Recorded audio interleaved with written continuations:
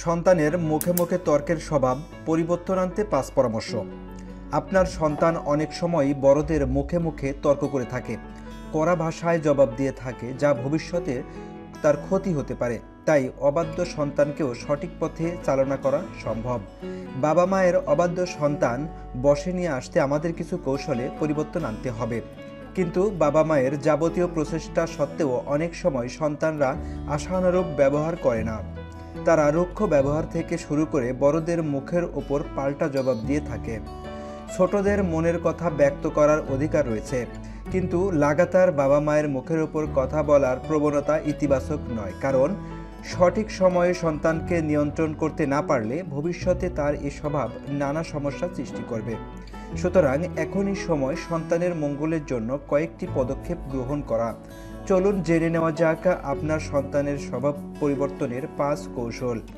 প্রিয় দর্শক, আপনি যদি এই চ্যানেলের নতুন দর্শক হয়ে থাকেন, অবশ্যই চ্যানেলটি সাবস্ক্রাইব করে লাইক বাটনে ক্লিক করে থাকবেন। প্রিয় দর্শক, ১ নম্বরে মাথা ঠান্ডা রাখা। সন্তান মুখে মুখে তর্ক করলে বাবা মায়ের মনে ভীষণ রাগ হয়। এ সময় মাথা ঠান্ডা রাখবেন। অনেকেই এ পরিস্থিতিতে সন্তানের ওপর ক্ষুব্ধ প্রতিক্রিয়া দেখান, কখনো গায়ে হাত তোলেন, কিন্তু তার ফলে সন্তান আরও প্রতিবাদী হয়ে উঠতে পারে। ঠান্ডা মাথায় তাকে বুঝিয়ে সমস্যার সমাধান করুন। ২ নম্বরে নিয়মের বৃত্ত।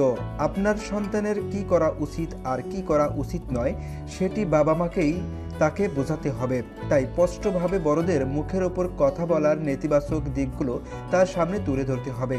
সব সময় বুঝিয়ে বলা উচিত। বড়দের সম্মান করা এবং নিচু স্বরে কথা বলা, বিভিন্ন নিয়ম কানুন তাকে শিখিয়ে দিতে হবে। নিয়মগুলো বাড়ির সদস্যদের সামনে ছোটদের বোঝাতে হবে, তাহলে বিষয়টির প্রতি তারা গুরুত্ব দেবে। ছোটদের প্রতি গুরুত্ব। বাসায় ছোটরা বড়দের সঙ্গে তর্কে জড়িয়ে পড়ে, কারণ অনেক সময় তাদের বক্তব্যকে গুরুত্ব দেওয়া হয় না। নিজের ইচ্ছা প্রকাশ করতে তারা জেদ করে থাকে। অনেক সময়ে কোনো অবসাদ থেকে সন্তান জোর গলায় কথা বলতে পারে, তাই সবার আগে তার সাথে গুরুত্ব দিয়ে শোনা উচিত তার কথাগুলো। ছোটদের মনের কথা বুঝতে পারলে তারাও আশ্বস্ত হবে এবং শান্ত হবে। কৃতজ্ঞতা বোধ। আপনার সন্তান যদি বড়দের কথা শোনে, তাহলে তাকে ধন্যবাদ জানানো উচিত। সে কথা শুনলে তাকে কোনো উপহার দেওয়া যেতে পারে, তার মাধ্যমে বিষয়টির প্রতি ভবিষ্যতে আরও বেশি গুরুত্ব দেবে ছোটরা। নিয়মাবর্তিতা। আপনাকে মনে রাখতে হবে, একবার সন্তানকে বুঝিয়ে ফল নাও পাওয়া যেতে পারে, তাই তার আচরণ সম্পর্কে লাগাতার সন্তানকে বোঝানো উচিত। বড়দের মুখে মুখে সে যাতে তর্ক না করে সেদিকে লক্ষ্য রাখা। যদি তার পরেও সমস্যা না মেটে, তাহলে কোনো মনোবিদের সঙ্গে সন্তানের জন্য পরামর্শ করা যেতে পারে। মানসিক অবস্থা বোঝার চেষ্টা করতে হবে। সন্তানের কথায় মনোযোগ দিতে হবে, তাহলে তারা সাবলীলভাবে কথা বলতে পারবে। ধৈর্য ধরা ও সহানুভূতি প্রদর্শন করতে হবে। সন্তানদেরকেও সম্মান দেওয়া উচিত বা সম্মান দিতে হবে।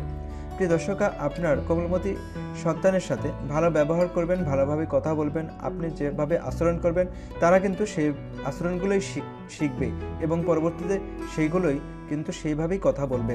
প্রিয় দর্শক, ভিডিওটি ভালো লাগলে অবশ্যই ভিডিওতে একটি লাইক করবেন এবং এখনও যদি চ্যানেলটি সাবস্ক্রাইব করে না থাকেন, তাহলে অবশ্যই চ্যানেলটি সাবস্ক্রাইব করে রাখবেন, তাহলে আপডেট ভিডিওগুলো সবসময় পেয়ে যাবেন।